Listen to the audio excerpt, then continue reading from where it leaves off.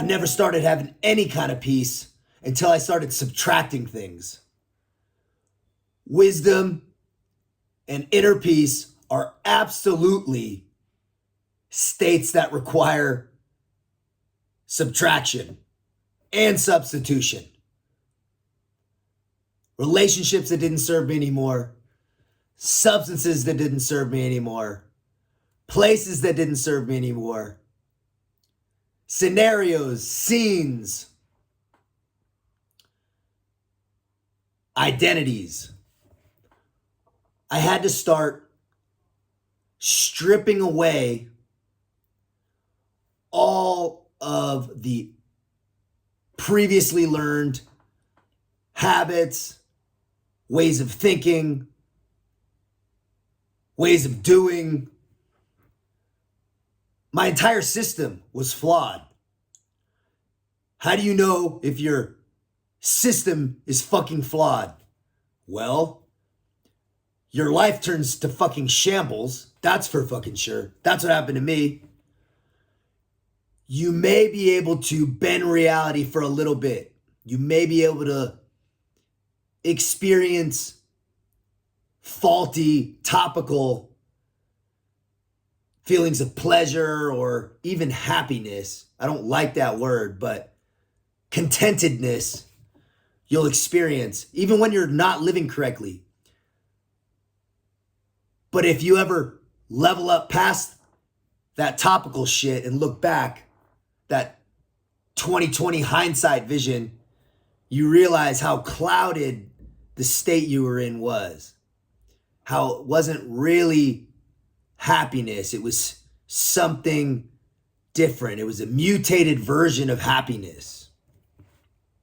I lived in that mutated state for so fucking long that I didn't even know what was real anymore. I thought that was real. I thought that the state and the way I moved was just how it was. I didn't know any different. I don't even like saying that hanging around bad people. I was the fucking bad person. I'm not out doing bad, evil shit, but definitely not living in alignment. Definitely stacking karmic debt on myself and then having to burn through it again and again and again. And I couldn't see the forest through the trees. I was so dug in to the identity that I had created for myself. And I'm still that fucking core of a person.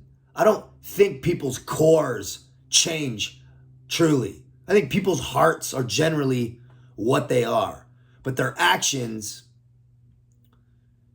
change everything. How that heart is actually manifests itself into the physical world fucking matters.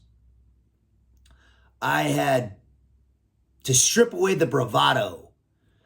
I think ego is an important thing, but ego is also it's a powerful thing. And as with most powerful things, they're fucking dangerous. But the ego, like a fucking weapon system, is nothing but a tool. You can use your ego to fucking drive you to any insane level of achievement. Things that very few people can achieve. I went through the SEAL teams, went through SEAL selection, got into the SEAL teams. Very difficult process. Very high attrition rate. Fuck that up because we ebb and flow. We going through these waves of growth, expansion, and contraction. And during those expansion phases, especially when we get to that far end of the spectrum, that end of the bell curve of that expansion, is when we start losing sight of what that last contraction felt like and where we were and what growth had needed to happen to get into the next expansion that we were currently in. And we got a little ahead of our skis and fucking ate shit. Got that momentum going too fast, and that ego moving too strong and too fucking incorrectly. And as I said, how do we know it's incorrect? Because your fucking world comes crashing down on you. You start living in chaos. Things start becoming unmanageable. Your relationships start becoming unmanageable. Things start unraveling. You start missing shit you weren't missing before. You're out of control. That's the truth. And you can be out of control in a lot of different ways. There's levels of out of control. Be sure of that shit.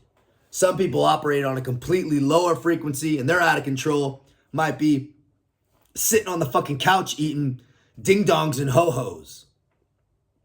When somebody else is out of control, might be a 30-day no sleep or very little sleep bender on methamphetamine and alcohol, ending in a fucking high-speed chase.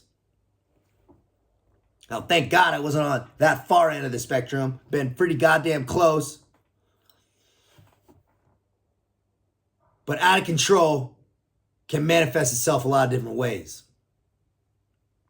You know you're in a bad, chaotic state when you're out of control, when you're not aware. Awareness is really the true measure of the state of your life. Are you self-aware? Are you introspective? Are you having times and moments of introspection where you're really being objective on self and in self? That's when you know you're living in a good state, when you're in a constant state of self-reflection. You can't self-reflect when you're on substances. It's too selfish. You need to be in a, it sounds counterintuitive to think that you have to reflect on self to be living in an unselfish way, but you do. You absolutely have to be self-aware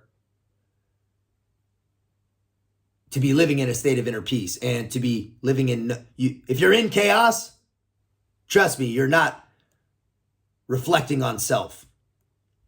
It's impossible. You only have so much bandwidth to pay attention to.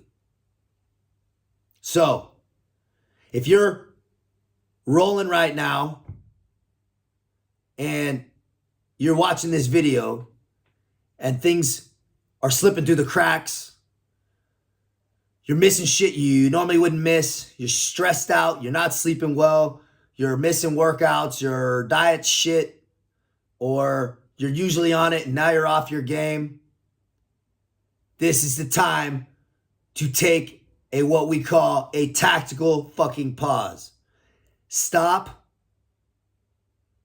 look, and listen. You're doing something wrong. And then you have to start subtracting shit. You don't start adding shit if you're living in chaos. Simplicity is the highest form of sophistication. And the highest form of sophistication is mastery of self. Be smart, reflect on self, and master that shit out here.